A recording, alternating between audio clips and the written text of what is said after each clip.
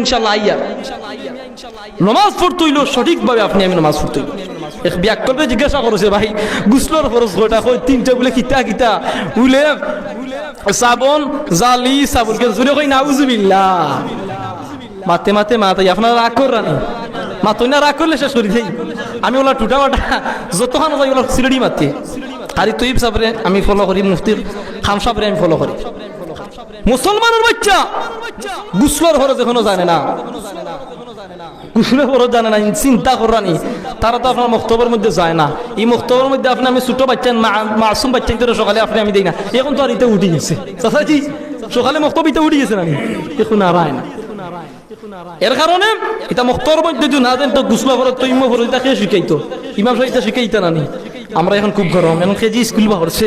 KG school বাড়াইছে ওটা দিয়ে কোন মন্তে 500 টাকা দিয়ে শেষ যাই হ্যাঁ ভাই মৃত্যুবরণ করে